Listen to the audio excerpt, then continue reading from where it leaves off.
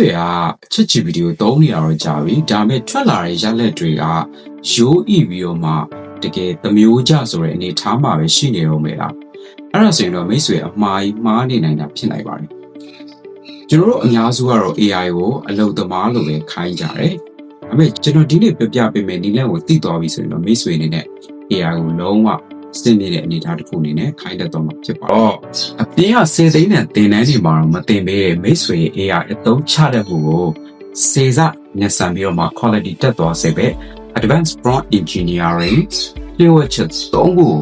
အသေးစိတ်မျှဝေပေးတော့မှာဖြစ်ပါတယ်။မိတ်ဆွေဟာတာမန် AI သုံးစွဲသူမဟုတ်တော့လေ AI ကိုစိတ်ကြိုက်ကစားတတ်တဲ့ master တယောက်ဖြစ်သွားပါပါ။ဒါဆိုရင်ဒီ video လေးကိုတော့မဖြစ်ဖြစ်အောင်စောင့်ပြီးကြည့်လိုက်ပါမယ်။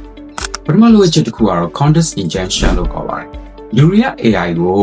မေးခွန်းတို့လေးမေးတတ်ကြပါတယ်။ဒါကတော့မှားပါတယ်။ AI ရဲ့ဉာဏ်ရည်ကိုအပြည့်အဝသုံးချင်တယ်ဆိုရင်တော့သူ့ကိုကျွန်တော်တို့ဇလန်းခင်းပေးရပါမယ်။ဒီနေ့အပြင်တော့ context ပေးရမယ်ဆိုလိုတာပါ။ဥပမာ marketing အကြောင်းရေးပေးလို့မပြောဘဲနဲ့သူ့ကိုဒီလိုလေးခန်းကြည့်ဖို့လိုပါတယ်။မင်းကမြန်မာပြည်လူငယ်တွေကြားမှာအရန်ဝန်ခံပြီး digital marketer တယောက်မင်းမှာဘာချက်အကန့်အသတ်ပဲရှိရဲ့လုပ်ငန်းရှင်တယောက်ကိုအကြံပေးရမယ်တာဝန်ရှိရဲ့အဲ့ဒီလုပ်ငန်းရှင်အတွက် Facebook ကြော်ညာတွေကနေရောင်းရတက်မဲ့နည်းလမ်းသုံးခုကိုဟန်တီးမှုရှိရှိရေးပေးပါဆိုတော့ခိုင်းကြည့်ပါအဲ့တော့ပိုလိုချင်တဲ့ context တွေကိုဒီထဲမှာအတိအကျကြီးပေါ်ပြပေးထားပါ context နောက်ခံအကြောင်းအရာများလေလေ AI ကပို့ပြီးတော့လူသားဆန်တွေရလက်ကိုထွက်ပေးလေးပါပဲပိုလိုချင်တဲ့ results မှန်ကန်ဖို့ဆိုရင်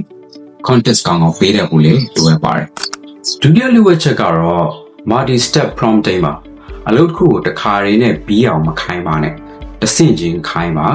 ရေစိုးသူ့ကိုအချက်လက်တွေစုခံလိုက်ပြီးရင်အဲ့ဒီအချက်လက်တွေပေါ်မှာမူတည်ပြီးတော့ outline ဆွဲခိုင်းရပါမယ်။နောက်ပါ outline အတိုင်းကိုစာပြန်ရေးခိုင်းရပါမယ်။ဒီလိုအစစ်စစ်လုပ်ခိုင်းတာဟာ AI ရဲ့စဉ်းစားဉာဏ် thinking process ကိုပို့ပြီးတော့တိကျစေပါတယ်။ဒါကိုအပြင်မှာ chain of thought လို့လည်းခေါ်ကြပါတယ်။ဒီနည်းလမ်းကိုသုံးရင် error တက်တာကို80%ခိုင်လို့ဒီလျှော့ချပေးနိုင်ပါတယ်။နောက်ဆုံးအနေနဲ့အရေးကြီးဆုံးလျှို့ဝှက်ချက်ကတော့ feedback loop ပါ AI ကပေးပထမဆုံးရလဒ်ကိုဘယ်တော့မှအတိမယူပါနဲ့သူ့ကိုပြန်ဝေဖန်ခိုင်းပါဒီစာကိုမင်းပြန်ဖတ်ကြည့်ဘယ်နေရာတွေမှာစက်ရုပ်ဆန်နေလဲဘယ်နေရာတွေကပြင်းဖို့ကောင်းနေလဲအဲ့ဒါတွေကိုပြင်ပြီးပို့ပြီးစိတ်လှုပ်ရှားစရာကောင်းအောင်တစ်ခေါက်ပြန်ရေးပေးပါလို့ခိုင်းကြည့်ပါ AI ဟာသူ့အမှားသူပြန်ပြင်ခိုင်းတဲ့အခါမှာအကောင်းဆုံး output တွေကိုထုတ်ပေးလေရှိပါတယ်။ဒါကိုတော့လူအနေစုပဲသိကြပါတယ်။ကဲဒီနေ့ကျွန်တော်မျှဝေတဲ့နည်းလမ်းသုံးခုကိုလက်တွေ့စမ်းကြည့်ဖို့မမေ့ပါနဲ့။ခလုတ်နှိပ်တက်ရုံနဲ့ AI ဆရာကြီးမဖြစ်ပါဘူး။စဉ်းစားရမှာကျွန်တော်ဈေးဝက်ကိုအုပ်စိုးနိုင်ပါပါ။ဒီဗီဒီယိုကတော့မိတ်ဆွေအတွက်အမြင်သစ်တွေရစေနေဆိုရင်တော့ like and subscribe လေးလုပ်ပေးခဲ့ပါ။နောက်လိုအပ်ချက်တွေကိုဆက်ပြီးတော့သိချင်တော့ Neon Tech Channel အခုပဲ subscribe လုပ်ထားလိုက်ဖို့လည်းလိုအပ်ပါတယ်။